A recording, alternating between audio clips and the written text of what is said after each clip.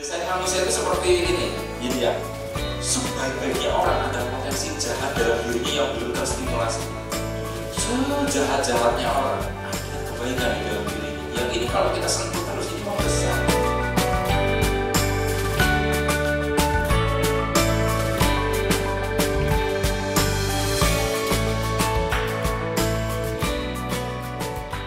Assalamualaikum warahmatullahi wabarakatuh. Jumpa lagi kita berjumpa dengan saya Arif Rahutomo atau Arif RH dalam rekaman video iseng Reborn.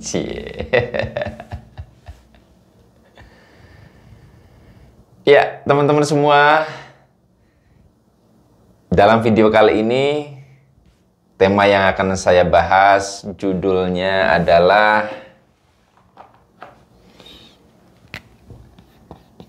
hidup ini akan tetap begini. Ya, hidup ini akan tetap begini. Karena di sini ada kata tetap begini, maka ya kita perlu melihat yang sekarang. Yang hidup yang sedang Anda jalani, yang kita jalani bersama. Dan karena kata-katanya adalah akan tetap begini, berarti saya bicara tentang selanjutnya ke depan bagaimana. Ya sama seperti ini gitu loh. Kehidupan adalah satu bahasan yang sangat luas. Tentunya kita harus persempit ya, seperti biasa. Dan saya ingin menyoroti tentang struktur tatanan kehidupan yang sekarang ini. Yang sebetulnya juga dulu-dulu tetap begini. Nah, salah satu kodrat hidup adalah adanya aliran, ya. Dan kalau kita bicara tentang aliran ini, paling cocok metaforanya adalah air, ya. Air itu mengalir karena ada sesuatu daya yang membuat air itu mengalir. Misalnya perbedaan tinggi rendah. Air mengalir dari tempat yang tinggi ke yang rendah, ya. Kemudian bisa juga dari yang tekanannya tinggi ke tekanan rendah. Atau istilahnya apa? Ibaratnya nih, bisa jadi mungkin airnya muncrat ke atas. Karena ada tekanan yang membuat dari bawah ini melejit ke atas gitu kan. Kalau dari atas tekanannya lebih tinggi, pasti malah kebalik arahnya. Jadi aliran itu dari tinggi ke rendah, yang kuat ke lemah, dan seterusnya begitu. Dari yang isi ke yang kosong dan sebagainya. Kalau misalnya ada sekumpulan air, lalu tiba-tiba di tengah kita kita kondisikan kosong gitu loh ya. Ada lubang gitu, maka air akan masuk ke situ. Seperti itu, semacam itu. Mengalir itu karena ada fenomena itu. Nah, oleh karenanya, karena aliran kehidupan itu berprinsip dari yang kuat ke lemah, yang isi ke yang kosong, dari yang tinggi ke yang rendah dan sebagainya, maka sampai kapanpun selama kehidupan ini masih ada, maka kita di dalam kehidupan ini akan tetap diposisikan seperti itu secara struktur. Akan selalu ada yang kaya, yang miskin, akan ada selalu orang yang sukses, ada yang gagal, akan ada selalu orang yang jadi pengusaha, ada yang jadi buruh, akan selalu ada orang yang yang kuat, ada yang lemah, dan seterusnya. Memang seperti itu, yang berkuasa dan yang tidak. Sampai kapanpun akan tetap begitu. Jadi sebetulnya kalau kita melihat kehidupan ini, memang di satu sisi kita perlu optimis, tapi faktualnya kita nggak bisa seoptimis itu. Misalnya kita ingin supaya negeri Indonesia ini tidak ada satupun orang yang miskin. Itu kalau menurut saya nggak mungkin loh. Buktinya apa? Tuhan yang Maha Kuasa saja sejak dahulu sampai sekarang bumi ini diciptakan, masih ada orang miskin terus gitu loh. Saya nggak mengatakan Tuhan nggak mampu loh ya. Karena memang itu bagian dari kodrat kehidupan itu sendiri. Oleh karenanya, kalau menurut saya, karena kehidupan itu akan selalu seperti itu, maka salah satu cara mensikapinya adalah begini. Oke lah, boleh saja. Memang akan selalu ada yang kuat, ada yang lemah, ada yang kaya, ada yang miskin, dan sebagainya. Nah, pertanyaan untuk diri kita pribadi mensikapi ini sederhana. Saya mau ada di mana gitu. Akan selalu ada yang kaya dan miskin, yang kuat lemah, ya, dan sebagainya, yang bodoh dan pintar. Pertanyaannya adalah, Anda tuh mau di mana? Anda mau berada di yang miskin atau yang kaya? Anda mau berada di mana? Itu dikembalikan lagi kepada Anda.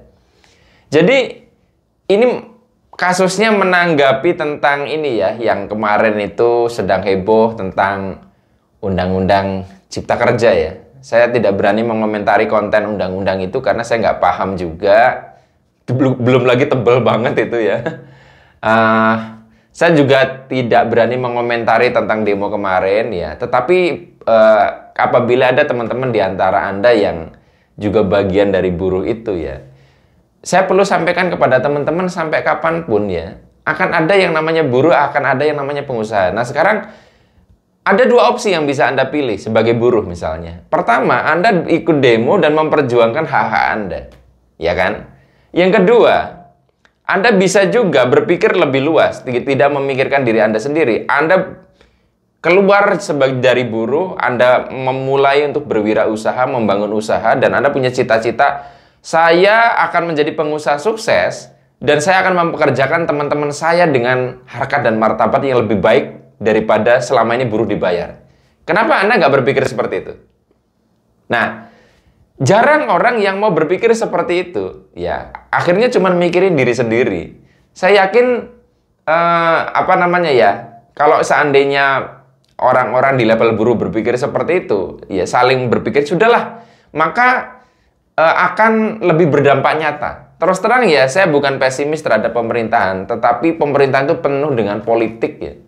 Sehingga kadang kita sudah capek-capek di jalan, ya sampai terjadi pengerusakan macam-macam, dampaknya nggak terlalu signifikan. Jadi, selain mengupayakan untuk perubahan regulasi, saya pikir kita juga perlu melakukan upaya mandiri bagaimana caranya untuk bisa survive. Ya, saya sih berpikir seperti itu, tidak terlalu mengandalkan pemerintah, terus terang. Saya hidup sendiri-sendiri. Anda mau gimana pun Anda nyari sendiri-sendiri kok, nyari makan sendiri-sendiri. Walaupun kita berada dalam naungan NKRI. Saya tidak mengatakan pemerintah tidak berguna ya. Tetapi nyatanya begitu. Kita tetap survive sendiri-sendiri, berjuang sendiri-sendiri. Jadi nggak usah terlalu pusing lah dengan hal itu. Nah kembali lagi tentang hidup ini akan tetap begini teman-teman semua. Jadi buat apa dong kita bercita-cita untuk memberantas kemiskinan? Mungkin Anda bertanya seperti itu. Ya memang cita-cita itu harus mulia, harus tinggi gitu loh. Itu memang harus seperti itu. Seperti kita ingin bercita-cita hidup selamanya, nggak salah juga. Tetapi di satu sisi yang lain kita juga perlu menyadari bahwa hidup ini ada batas waktunya. Nah, dengan kita bercita-cita tinggi itu sebenarnya bukan masalah nanti akan mengubah kodrat kehidupan yang memang akan begini terus. Tetapi kita akan terus melakukan yang terbaik. Ketika kita menyadari memang bahwa hidup selalu ada kaya dan miskin, tetapi ketika kita berpikir gimana caranya supaya seluruh masyarakat Indonesia itu kaya gitu loh, maka kita akan melakukan yang terbaik. Lebih ke situ sebetulnya. Tetapi faktualnya akan tetap selalu ada, walaupun sedikit. Bahkan saya pernah sampaikan di video yang kapan itu, di rumah perumahan elit orang kaya sekalipun, di sana juga ada stratanya. Ya, kalau semua orang di Indonesia ini katakanlah keluar dari garis kemiskinan, saya yakin standar miskinnya akan berubah.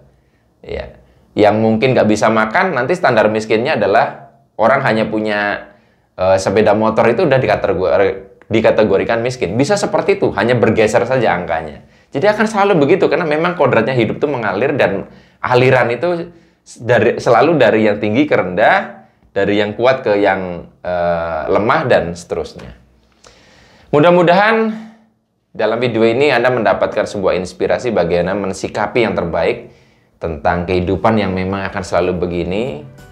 Dan sampai ketemu lagi dalam rekaman video Iseng Reborn yang selanjutnya. Saya akhiri, billahi taufiq wal hidayah. Wassalamualaikum warahmatullahi wabarakatuh. See you.